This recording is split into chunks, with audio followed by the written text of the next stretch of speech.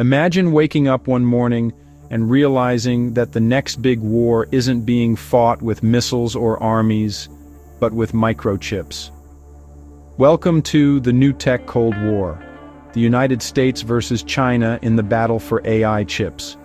This isn't just about who makes the best processors, it's about who controls the future of artificial intelligence, global innovation, and, ultimately, power itself. Hey everyone, welcome back to Beyond Binary, where we decode the world of technology, geopolitics, and everything in between. Today we're diving into one of the most defining rivalries of our time, how the US and China are fighting for dominance in the world of AI chips, and why this invisible battle is shaping everything from the economy to global security. To understand the current situation, we need to rewind a bit. Over the past few years, AI has gone from experimental research to the core of national strategies. From self-driving cars to advanced military systems, from generative AI like ChatGPT to surveillance technologies, artificial intelligence has become the new oil, valuable, powerful, and fiercely contested. And like oil, it all depends on a resource: AI chips. AI chips, or semiconductors optimized for machine learning, are the brains behind modern computing.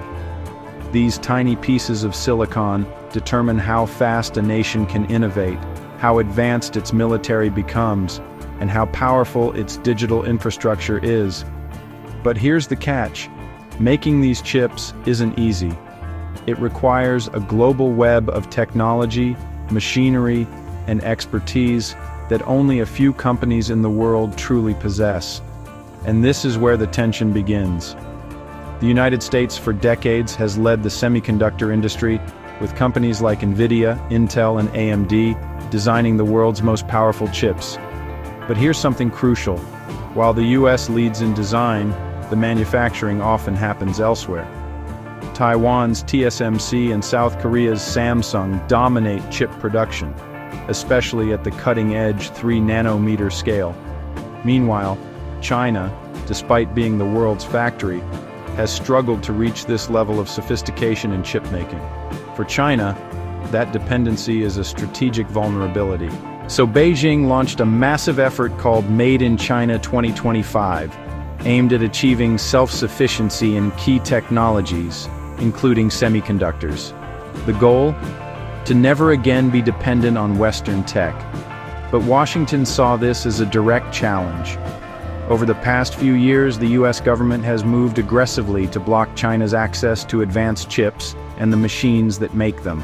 This includes export bans on high-end GPUs from companies like NVIDIA, restrictions on semiconductor manufacturing equipment from firms like ASML, and sanctions targeting Chinese chip makers like SMIC.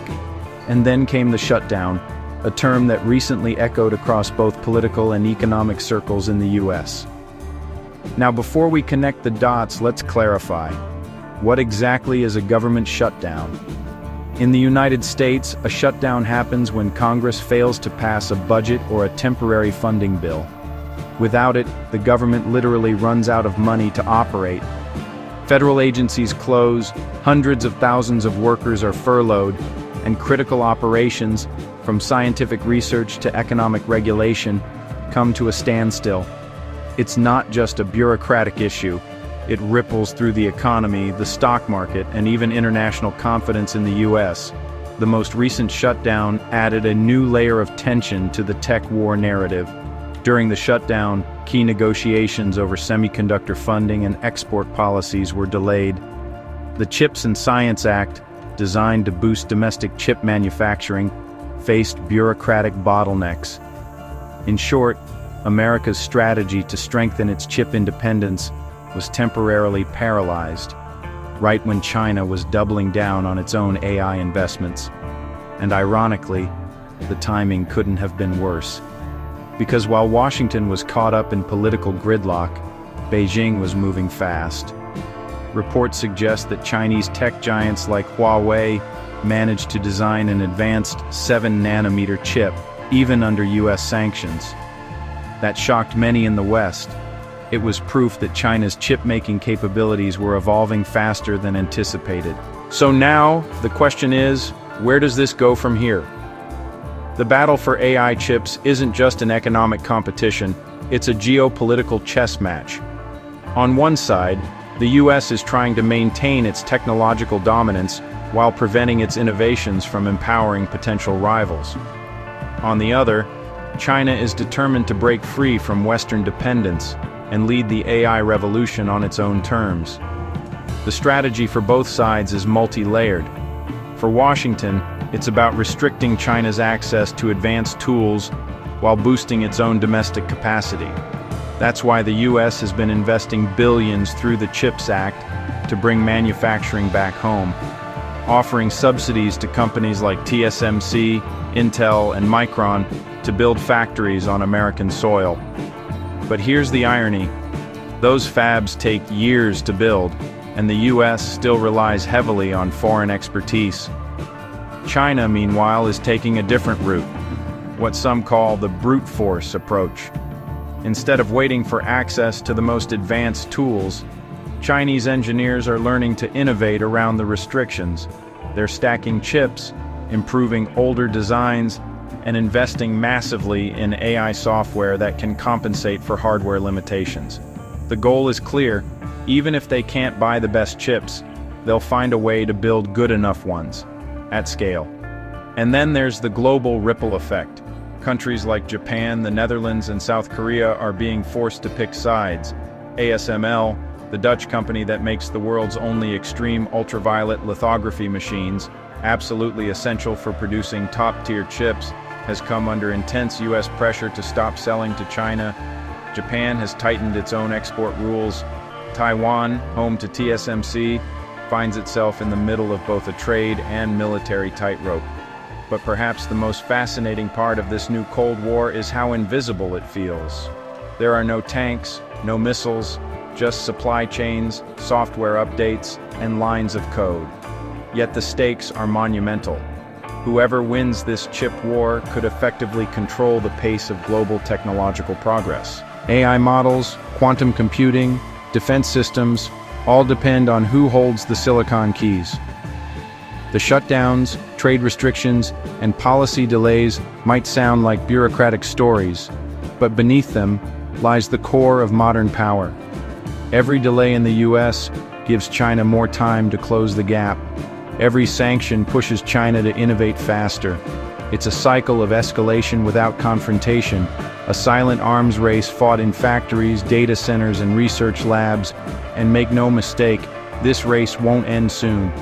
The semiconductor ecosystem is so complex, so interconnected, that even small policy changes can shift global alliances. For example, when the US restricted exports of advanced GPUs, it didn't just affect China. It also hit US companies, whose profits depended on the massive Chinese market. Nvidia, for instance, lost billions in potential sales. So now tech companies find themselves caught between national interests and commercial survival. This is the paradox of globalization. The very system that made semiconductors possible, international cooperation, is now being dismantled by geopolitical fear. As AI continues to advance, the need for more powerful chips will only grow. Whether it's autonomous drones, predictive defense systems, or next-generation generative AI, every leap forward will depend on who wins this semiconductor struggle. In the end, this isn't just a story about technology, it's about ideology. It's about whether the digital world of the future will be shaped by open collaboration or controlled empires. The US and China aren't just competing for dominance, they're competing for the right to define the digital rules of the 21st century. And as the lines between politics, technology, and national security blur, one thing becomes clear: the tech Cold War isn't coming. It's already here. The only question now is, who will win the battle for the brain of the modern world? If you found this video insightful, don't forget to like, share, and subscribe to Beyond Binary. Because the future isn't black or white, it's beyond binary.